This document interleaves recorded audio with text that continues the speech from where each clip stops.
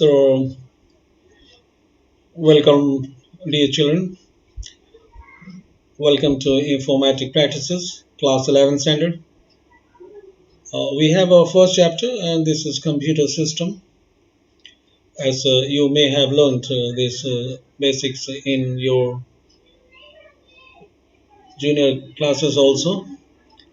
This chapter is an introduction.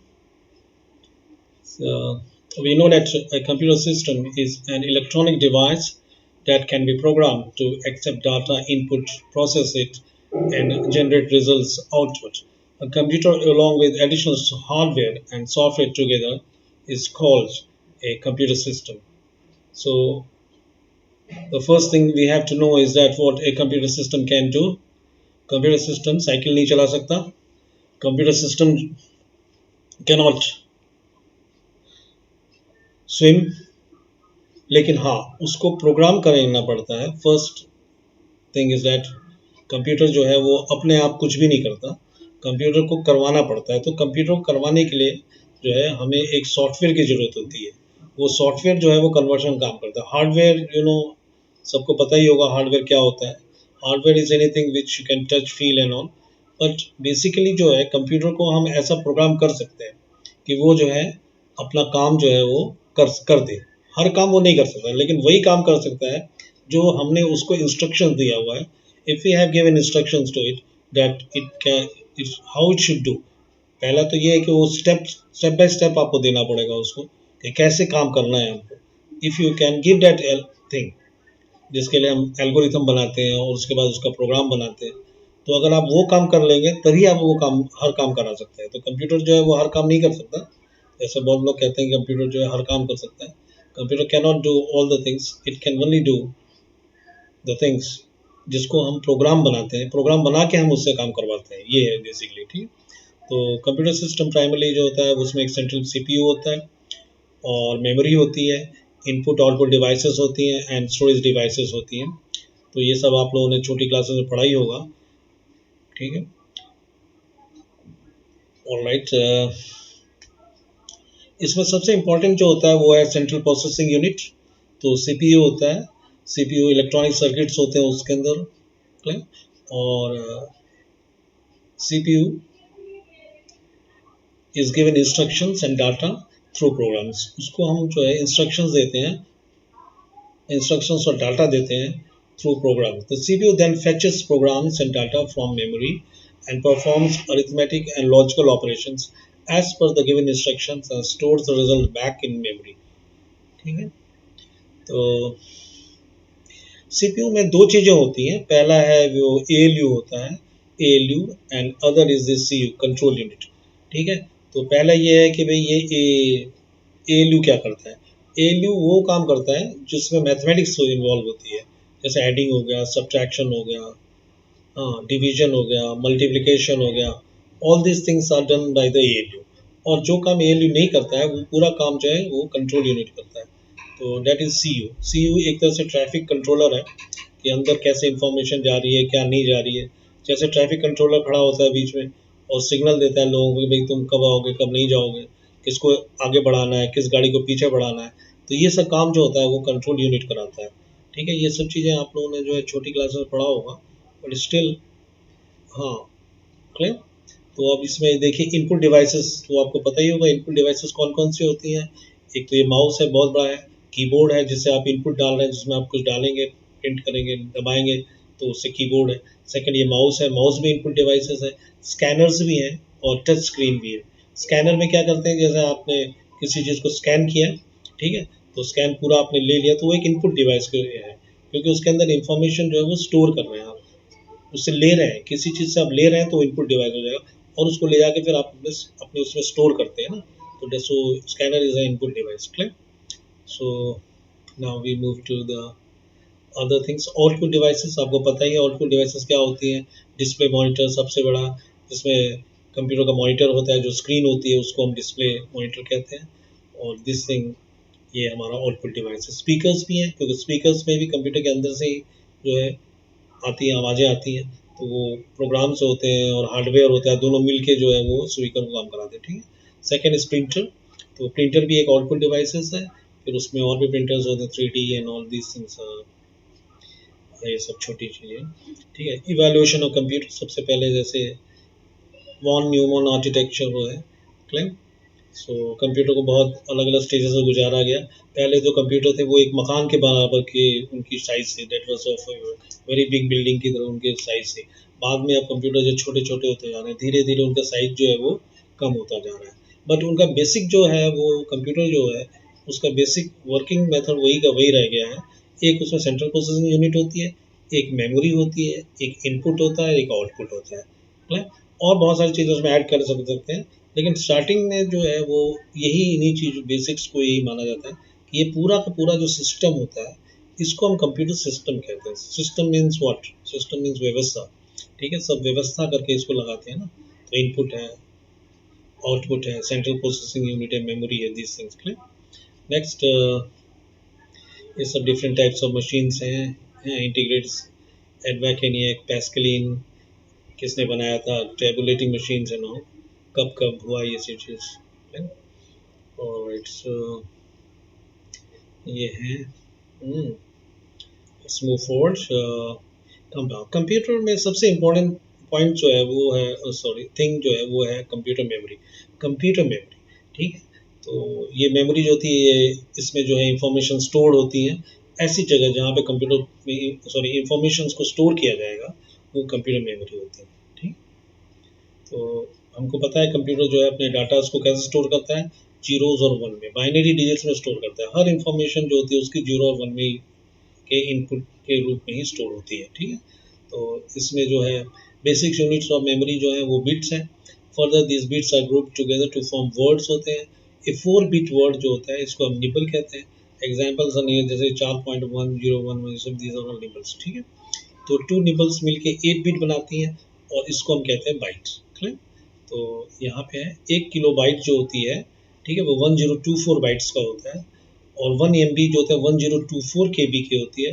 1 GB जो 1024 MB की होती है। और 1 TB जो है 1024 GB की होती है, ठीक है। तो नॉर्मली जैसे आप लोग पढ़ते होंगे तो किलो बाइट्स का मतलब, किलो का मतलब 1000 होता है। इन कंप्यूटर साइंस में क्या है, किलो का मतलब 1024 होता है। तो हर जगह जो है 1024 को यूज़ किया जाएगा, क्लियर। जैसे यहाँ पे पेटा बाइट है तो 1024 TB है। हाँ, फिर उसके बाद 10 ये क्या है, एक्साबाइट है 1024 PB है।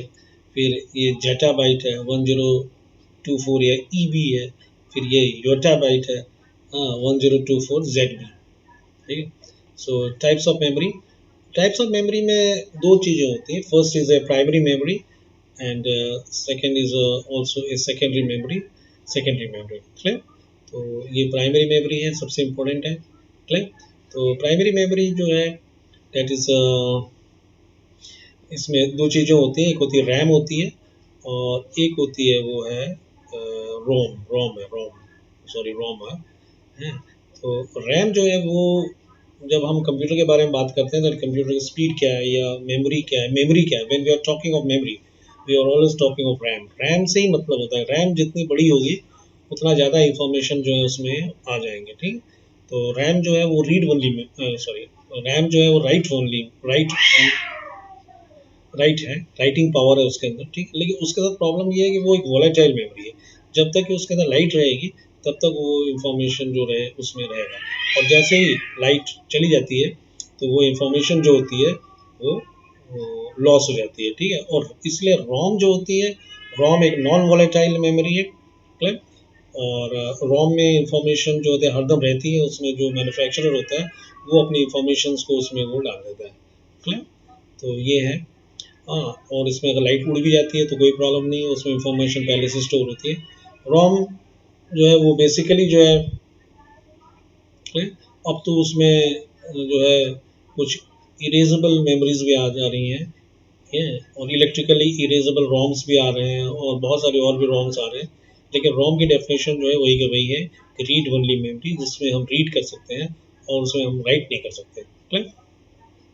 तो ये हो गया। उसका सेकंड और भी एक तरह से मेमोरी होती है, उसको हम कहते हैं कैश मेमोरी। तो कैश मेमोरी जो होती है वो काफ़ी फास्ट होती है एज़ कम्पेयर टू बाकी मेमोरीज के कंपैरिजन में, इट्स वेरी फास्ट। बट हाँ, तो इसमें क्या होता है कि रैम से इंफॉर्मेशन जो होती है सीपीयू, हाँ, सीपीयू को कोई भी इंफॉर्मेशन लेना होता है तो रैम और सीपीयू के बीच में एक कैश मेमोरी को हम डाल देते हैं लोग, कंपनीज डाल देती हैं उसको। तो उससे क्या होता है, स्पीड जो है फास्ट हो जाती है। जो भी इंफॉर्मेशन सीपीयू को चाहिए वो पहले वो रैम से लेता था, अब क्या हो रहा है कि वो कैश मेमोरी से लेगा। तो कैश मेमोरी बीच में आ जाएगी तो वहाँ से they will take all the information, ठीक है। तो जैसे कोई भी चीज़ इंफॉर्मेशन लेनी है तो कैश मेमोरी से ले लेगा। कैश मेमोरी बड़ा बहुत बड़ी नहीं होती, वो एक छोटी मेमोरी होती है क्योंकि उसको बनाने में और वो सब काम में बहुत जो है कॉस्टली है, that is considered to be very costly, इसलिए जो है वो नहीं होना, क्लियर। तो अभी पहले क्या था कि जो इन्फॉर्मेशन थी सीपीयू को जो भी इंफॉर्मेशन चाहिए होती थी वो रैम से लेता था, तो रैम थोड़ा स्लो है, तो उन्होंने सोचा कि भाई हम एक बीच में कैश मेमोरी डाल देते हैं।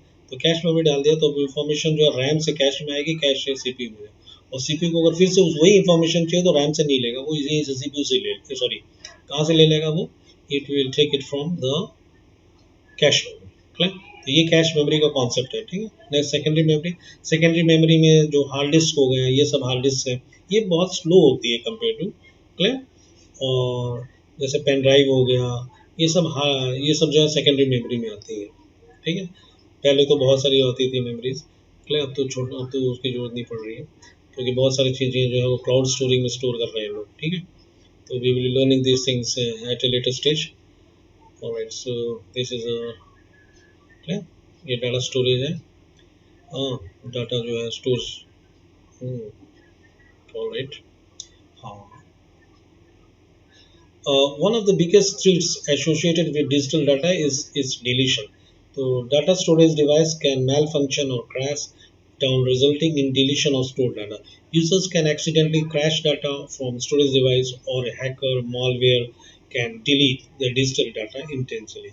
Deleting digitally stored data means changing the details of data at bit level, which can be very time consuming. Therefore, when any data is simply deleted, its address entry is marked as free, and that much space is shown as empty by the user without actually deleting the data. ठीक है, we will be learning these things at later stage. अभी तो software पता है आपको, software, what is software? Software, what is software? The programs which are run on the computer are called as software. तो software को हम लोग जो है देख नहीं सकते, आप किसी के दिमाग में जैसे जो विचार चल रहे हैं, that can be considered as software. So software, alright, उसको आप रीड नहीं कर सकते। हार्डवेयर को आप देख सकते हैं कि भाई ये काला है, पीला है क्या नहीं है, उसको टच कर सकते हैं, है ना। लेकिन किसी के दिमाग में क्या चल रहा है वो आप नहीं कर सकते। तो program data run on the computer, है ना, वो चीज़ें आप जो है डेटा कॉल्ड है उसको हम सॉफ्टवेयर कहते हैं। तो प्रोग्राम भी डिफरेंट डिफरेंट टाइप्स के होते हैं, बहुत अलग अलग टाइप के हैं, ठीक है। तो वो सब चीज़ें क्लियर। इसमें जो है सॉफ्टवेयर जो होते हैं, अलग अलग तरह के सॉफ्टवेयर होते हैं। तो उसमें पहला है सिस्टम सॉफ्टवेयर होता है। सिस्टम सॉफ्टवेयर में क्या होता है कि एक ऑपरेटिंग सिस्टम होता है, ठीक है, और सिस्टम यूटिलिटीज़ होती हैं, ठीक है, डिवाइस ड्राइवर्स होते हैं, और ये है, क्लियर।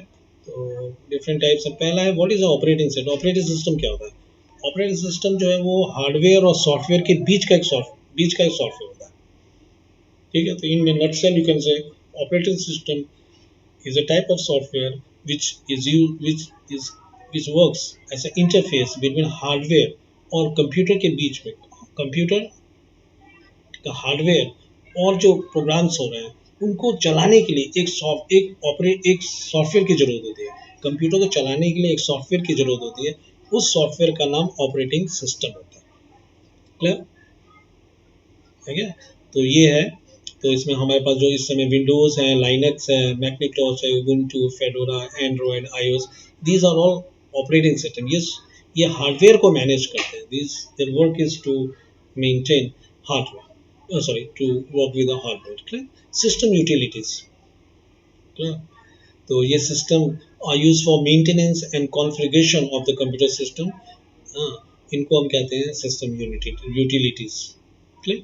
जैसे defragmenter, formatting utility, restore utility, ये सब चीज़ें जो है ये सब सिस्टम यूटिलिटीज में आती हैं, ठीक है।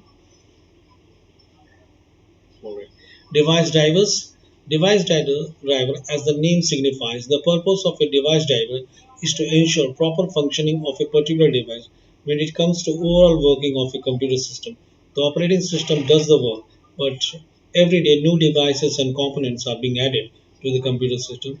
It is not possible for operating system alone to manage all the existing and new peripherals, where each device has diverse characteristics. The responsibility for overall control, operations, and management of a particular device at the hardware level is delegated to a device driver.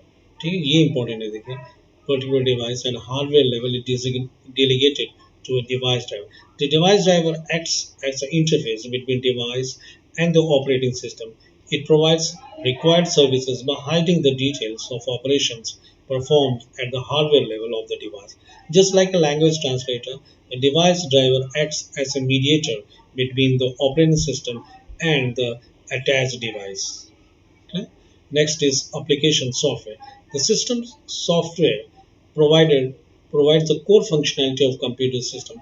However, different users need the computer system for different purposes depending upon their requirements. Hence, a new change of the software is needed to cater to the different requirements of the end user. This specific software that works on the top of a system software is termed as application software, and these are again of two broad categories. Clear? One is this general purpose and customized application software. ठीक है? An application software, general purpose software. The application software developed for generic application to cater to the bigger audience in general are called as generic purpose software. Such ready-made application software can be used by end users as per the requirement. For example, spreadsheet हो गया, tool, library, office, calc can be used by any computer user to do calculations or create an account sheet. ठीक है? Adobe, Photoshop, these are all. ये सब general categories होते हैं। और customise में क्या होता है कि पर्टिकुलरली किसी रिक्वायरमेंट्स को ध्यान में रख के वो सॉफ्टवेयर बनाया जाता है। क्लियर? तो दीज आर कॉल्ड एज, उसको हम कहते हैं कस्टमाइज सॉफ्टवेयर। जैसे किसी की जो भी काम करना है हमको, ठीक है, जैसे आपको एक तो है कि भाई जनरल आप गए हैं, जैसे किसी अकाउंटिंग का किसी पर्टिकुलर अकाउंटिंग को सॉफ्टवेयर बनाना है, तो उसको लोग आए सॉफ्टवेयर करने आए और उन्होंने उसको पर्टिकुलर एक उन्हीं के काम के लिए बना दिया। स्कूल को रन करना है, स्कूल को रन करने के लिए सॉफ्टवेयर बनाएगा, जो आदमी बनाएगा वो जनरल पर्पज़ नहीं होगा, वो स्पेसिफिक पर्पज़ होगा। ठीक है, तो स्कूल के रिक्वायरमेंट्स लेगा कि भाई स्कूल में क्या क्या काम होता है, कौन कैन टीचर है, कौन सी बसेस है, क्या ट्रांसपोर्ट है, स्कूल के क्या क्या रिक्वायरमेंट्स है, उस रिक्वायरमेंट के अनुसार दे मेक दिस सॉफ्टवेयर। तो ये कस्टमाइज सॉफ्टवेयर होते हैं। ठीक? उसके बाद होते हैं free and open source software होते हैं। ओपन सोर्स सॉफ्टवेयर होते हैं जो कि बहुत सारी कंपनीज जो थी वो बना रहे थे, सॉफ्टवेयर बनाते थे और बेचते थे, हाँ, और उससे वो पैसा कमाते थे। तो कुछ लोगों के दिमाग में आया कि भैया हम लोग जो है फ्री का सेवा दें लोगों को, हाँ, तो उन्होंने क्या किया, ओपन सोर्स सॉफ्टवेयर बनाना शुरू किया।